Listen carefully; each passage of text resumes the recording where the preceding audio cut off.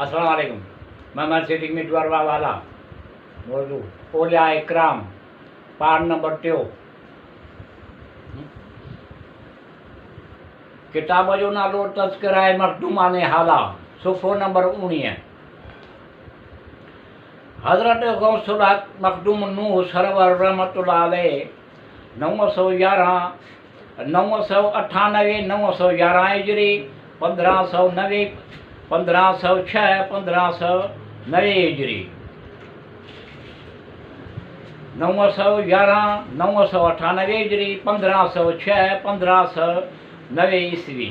मोहरे सुपरे करामत मुर्शिद फलक हिदायत वलीउल्लाह मुर्शिद ज़माना व ज़मानियाना हज़रत शेख मखदूम फ़खरुद्दीन सगीर सहरवर्दी रहमतुल्लाह अलैह जे पुश्तमा कुतुबुल असर मुजद्दिद दीन साहिबुल फैज़ वल फतूह कामिल मुकम्मल मुर्शिद हज़रत गौसुल हक़ मखदूम लुत्फ़ुल्लाह अल मरूफ़ मखदूम नूह रहमतुल्लाह अलैह जिन पैदा थिया।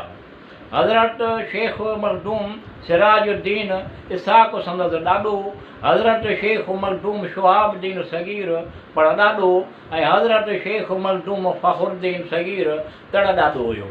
पाण हज़रत मखदूम नेमतुल्लाह जा वॾा फ़र्ज़ंद हुआ। संदन विलायत मुबारक 27 रमज़ान मुबारक 911 हिजरी मुताबिक़ 21 फरवरी 1506 ईस्वीअ जे भाॻनि भरे ॾींहं ते ॻोठ टोड़ीअ हाला कंडीअ में थी। हज़रत मखदूम बिलालुद्दीन यूसुफ़ हज़रत मखदूम बिलालुद्दीन यूसुफ़ संदन नंढो भाउ जंहिंजो फ़र्ज़ंद हज़रत मखदूम मियां अलादाद सिद्दीक़ी कुरैशी रहमतुल्लाह अलैह संदन न्याणो हो। हज़रत गौसुल हक़ मखदूम नूह रहमतुल्लाह अलैह जॾहिं 7 वरियनि जा थिया त खेनि हाला कंडीअ जे मशहूरु आलिम ऐं कामिल बुज़ुर्ग मखदूम अरबी दयाने उर्फ़ मखदूम शाह रहमतुल्लाह अलैह वटि पढ़ण लाइ विहारियाऊं। सदन तालिब इल्मीअ वारे ज़माने जे हिकिड़े वाक़िए बाबति मीर अली शेर वानिय रहमतुल्लाह अलैह लिखे थो। 18 सालनि जी उमिरि में हिकु ॾींहुं मखदूम अरबीअ सां गॾु ख़ानगाह में मुराक़बे में मशग़ूल हो। मखदूम अरबी क़ुरान शरीफ़ जी तिलावत करे रहियो हुयो जो 28 सिपारे ते पहुतो त हिनखे आलिम बाला जो शौक़ु दामनगीर थियो। सो छा कयाईं जो मखदूम अरबीअ जे क़ुरान शरीफ़ ॿुधण जे अदब जो ख़्यालु रखी ज़ाहिरी जिस्म मोटे छॾे पाण आसमान ते सेर ते हलियो वियो ऐं मखदूम अरबीअ ख़तम पूरो न कयो हो त मोटी आयो। हज़रत मखदूम नूह रहमतुल्लाह अलैह जिन सिंध में सहरवर्दी सिलसिले जा ख़ातिम ऐं सरवरी अवेसी सहरवर्दी सिलसिले जा बानी हुआ। संदन फैज़ ऐं कमाल फ़क़त वहब इलाही जे ज़रिए थियो जंहिं करे खेनि अवेसी चवंदा आहिनि।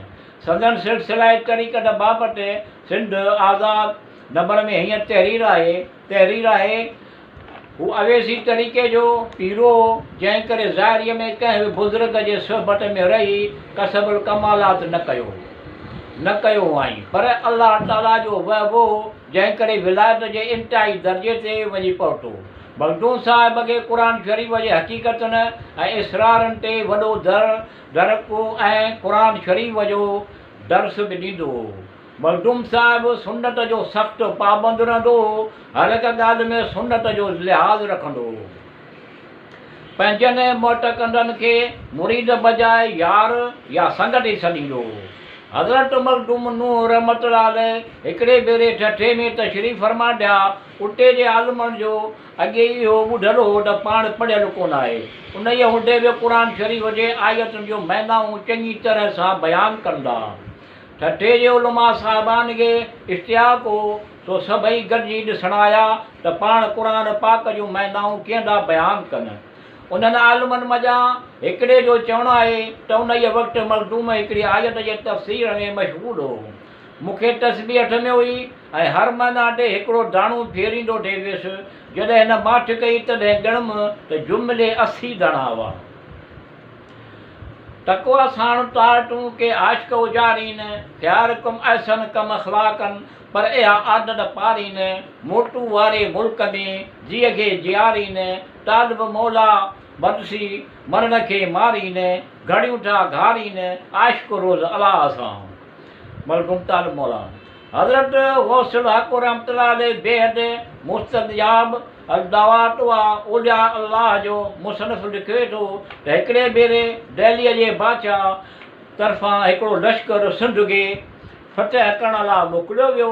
माण्हुनि उन्हनि जो इतला अची हज़रत मखदूम नूह रहमतुल्लाह अलैह खे ॾिनो। पाण फरमायाऊं इंशा अल्लाह अंजाम बि ख़ैरु थींदो। एसी ताईं उहो लश्कर हाला कंडीअ जे करब जवार खे तबाह ऐं बर्बादु कंदो। हाला पहुची वियो। हाला कंडीअ जा रहवासी ऐं ख़ानगाह वारा लिर्ज़ा वतर सां संदन ख़िज़मत में पहुता ऐं हाला ते अर्ज़ु रखियाऊं। पाण फरमायाऊं त थोरो मथे खणी अचो, थोरी मिटी खणी अचो। उन जी मिटी आंदी पाण उन ते हीअ दुआ पढ़ी ऐं उनखे लश्कर लाइ उछलायाऊं। बिस्मिल्लाह रहमान रहीम अल्लाहुम्मा लकल हम्द वल मतिद वटाल लस्तर वल आयाद वल मताल वल मुस्तान वलैन कल अलसलान वमना कल फरल होल वला कुवत इल्ला बिल्लाह वल अलीउल अज़ीम व सल्लल्लाहु अला खैर खल्क़ी मुहम्मद व आली व असहाबी अजमईन व बररब रहमतक या अरहमुर राहिमीन। चवनि था लश्कर अहिड़ी त बाद हवासीअ सां भॻो जो पंहिंजे मुल्क रसण ताईं बि ॾींहं किथे क़याम न करे सघियो ऐं पंहिंजो घणो तणो सामान व असबाब पिणु छॾे वियो। हज़रत गौसुल हक़ मखदूम रहमतुल्लाह अलैह जिन जा बैत उपटियां अंधियूं पूरियूं पिरी पसंदि आहे अखिड़ियुनि अॼु बि पर पसंदि जी न से जोगी जूअ में न साज़ुकी चाड कापिड़ियुनि कवाट वॾे वेल पलाणिया। हीउ बैत 26 सेप्टेम्बर 1590 ईस्वीअ ते चयाऊं। अबू बकरा सामी सफ़र हलिया मटा ॾीपिया सारी सन्यासिन खे। मटा ॾिसी मोहिजे दुनिया वारो ढज जुदा कई जोधूं ॿिया छाई खे छॾ निर्मल नूह फ़क़ीर चए कर रब सां रिझी रज। अॼु त थिए अॼु न थिए सुभाणे सुभाणे न थिए अॼु मुठियूं भीड़े भॼ वक़्तु वञे थो वेसला। समूरनि बिसाथियुनि गॾु तूं बि लोच जो लॼ खे हलंदे समय साम्हूं तूं पिणु कुर्त कज त तूं पाण थिए ॾढ समय में सोभ थिए। सिंध सुहारीअ जे अज़ीम बुज़ुर्ग ऐं मशरिक़ व मग़रिब जे इमाम हज़रत गौसुल हक़ मखदूम नूह रहमतुल्लाह अलैह जिन जो इंतकाल पुरमलाल 27 ज़ुल्क़त 998 हिजरी मुताबिक़ 26 सेप्टेम्बर 1590 ईस्वीअ ते ॻोठ ठोड़ी हाला कंडीअ में थियो। संदसि उमिरि शरीफ़ जो क़दम 87 साल में हो। पाण बिल्कुलु पीर मर्द थी विया हुआ त पाण मुरादो हली चली सघंदा हुआ। कंहिं बि क़िस्म जी बीमारी या आरज़ू कोन हुन, बिल्कुलु तंदुरुस्त ऐं चाक हुआ। नमाज़ में मस्जिद शरीफ़ में बा जमात अदा करण वेंदा हुआ। खेनि बर वक़्तु संदन वतन टोड़ी हाला पुराणा में दफ़न कयाऊं। पर 12 वरनि खां पोइ दरिया जी ॿोॾ सबबि उतां लाश मुबारक जी संदूक कढाए नए ॻोठ में जी दफ़न कयाऊं ऐं उन ॻोठ खे इस्लामाबाद जो नालो ॾिनाऊं।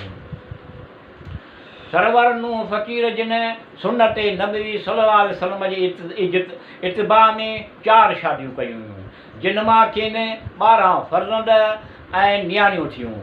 पहिरीं शादी वक़्तु संदन उमिरि मुबारक 40 साल हुई। ख़ान पोइ संदन फर्ज़ंद हज़रत मखदूम अमीन महमद अव्वल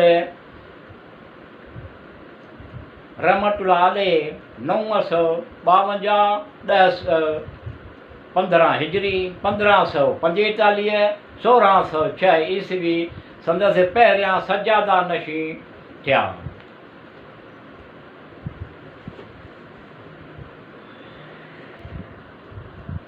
किताब जो नालो हाला जा रंग हज़ार सुफ़ो नंबर 194। हज़रत मखदूम नूह अलाई साहिब करामत व फुतुह हज़रत मखदूम नूह वलद मखदूम नेमतुल्लाह वलद मखदूम इसाक वलद मखदूम शुहाबुद्दीन वलद मखदूम फ़खरुद्दीन सहरवर्दी सिद्दीकी हलाई। हाला शहर में ही बुज़ुर्ग फ़खरुद्दीन सभ खां पहिरियां अची मुक़ीम थियो जिते क़ौम हाला ऐं लाखा मां शादी कयाऊं ऐं उते ई आल औलाद सां हयाती गुज़ारण लॻो। असुल ख़ानदानी तरह पीरी मुरीदीअ जो सिलसिलो बि जारी थियल हो ऐं मखदूम नेमतुल्लाह मखदूम नूह जे वालिद सॻोरे जा बि केतिरा ई मुअतक़द ऐं मुरीद हुआ ऐं हिन फ़र्ज़ंद अर्जुमंद जे विलादत बासादत जो पेशन गोयूं बि केतिरनि ई दरवेशनि जे वाटां ॿुधी चुको हो। ख़ुसूसन मखदूम नूह हुठियाणी खे बराई ऐं ॿियनि वलियनि जूं बिशारतूं मशहूरु थियल हुयूं।